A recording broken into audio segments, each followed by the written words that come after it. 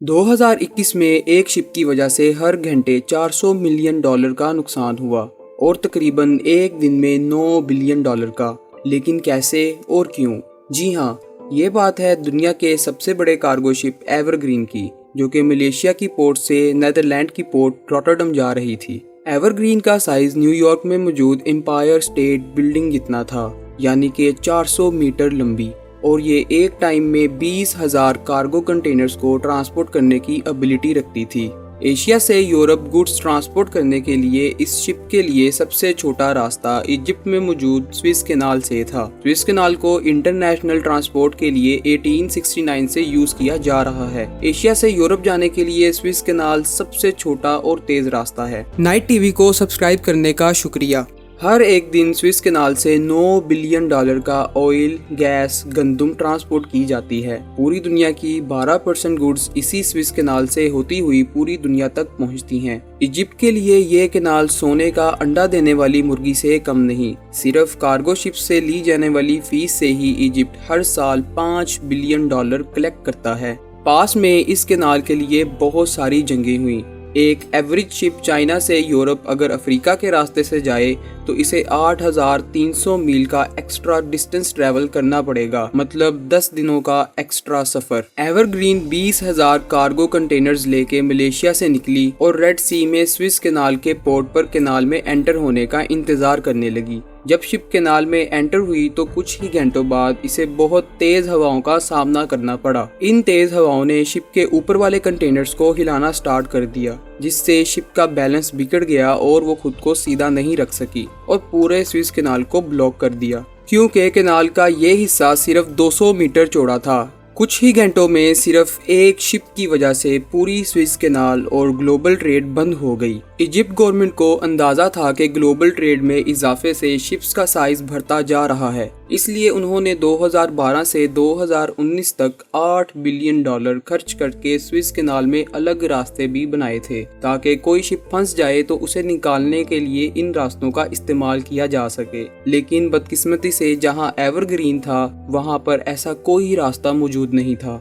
Swiss canal से हर एक घंटे में $9 बिलियन की गुड्स ट्रांसपोर्ट की जाती हैं। इसका मतलब ये हुआ कि हर एक घंटे में ग्लोबल ट्रेड को $400 मिलियन का नुकसान हो रहा था। एवरग्रीन के पीछे कैनाल में 15 शिप्स फंस चुके थे और 200 शिप्स कैनाल में एंटर होने का इंतजार कर रहे थे। 21वीं सेंचुरी का ये सबसे बड़ा ट्रैफिक जैम था और इसका असर पूरी दुनिया पर पड़ रहा था। एवरग्रीन के फंसने के 4 दिन बाद मेडिटरेनियन सी में और शिप्स आ चुके थे और ये सब अब एक शिप की वजह से रुके हुए थे।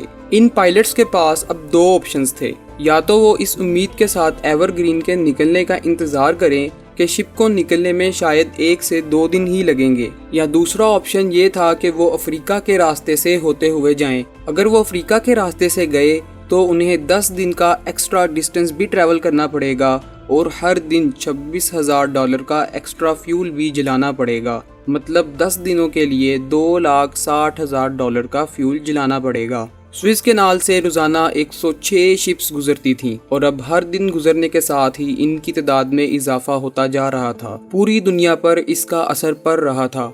ऑयल, गैस, खाने पीने की चीज़ों की कीमतों में बहुत ज़्यादा इजाफा हो सकता था। इस 400 मीटर लंबी शिप को अपनी जगह से हटाने के लिए बहुत सारे मेथड्स यूज़ किए गए। गवर्नमेंट ने बहुत सारे टग बोट से एवरग्रीन को अपनी जगह से हटाने की कोशिश की। इन टग बोट्स को दूसरे बड़े बड़े शिप्स को खींचने के लिए ही डिज़ाइन किया जाता है, लेकिन एवरग्रीन टस से मस ना हुआ। फिर बहुत सारे एक्सकवेटर से शिप्स के नीचे टनों मिट्टी को हटाने की कोशिश की गई, लेकिन इससे भी कोई मदद ना मिल सकी, क्योंकि शिप मिट्टी में बहुत ज़्यादा गहराई तक फंस चुकी थी। अब एक डच और जापानीज कंपनी को हायर किया गया, जिन्होंने ड्रेजर्स, जिनका काम मिट्टी को सकअप करना होता है, इन्हें यूज करके शिप के नीचे मौजूद मिट्टी को सकअप यानी खींच कर निकालने की कोशिश की। लेकिन इन सब के बावजूद शिप को आज़ाद करवाने में कुदरत ने ही सबसे ज्यादा हेल्प की। जी हाँ, टाइड्स यानी के लहरें, समुंदर के पानी का चढ़ना और उतरना।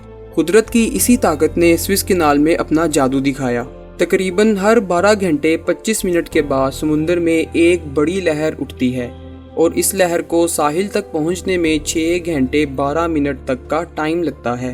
یہی وہ بیسٹ ٹائم تھا جب لہر کی وجہ سے ایور گرین اوپر اٹھ سکتی تھی اور ٹگ بوٹس کو ہیلپ مل سکتی تھی۔ سورج اور چاند کی مل کر لگائی جانے والی گریویٹیشنل فورس کی وجہ سے جب بھی کوئی بڑی لہر آتی تو ٹیمز اپنی پوری طاقت کے ساتھ اسے باہر نکالنے کی کوشش کرتی۔ فائنلی ٹیمز 5 دنوں کی جدوجہد کے بعد شپ کو اپنی جگہ سے ہٹانے میں کامیاب ہو گئیں۔ اس ایک شپ کے پھنسنے کی وجہ سے $54 بلین کی گڈز اپنی منزل تک نہیں پہنچ پائی تھیں۔ 6 دن تک مسلسل پھنسے رہنے کی وجہ سے بہت ساری اور شپس بھی لیٹ ہو چکی تھی۔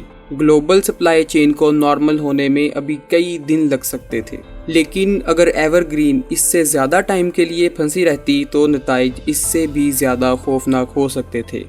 امید ہے دوستو آج کی ویڈیو کو بھی آپ لائک اور شیئر ضرور کریں گے۔ آپ کے پیار کا بہت بہت شکریہ۔ ملتے ہیں اگلی ویڈیو میں۔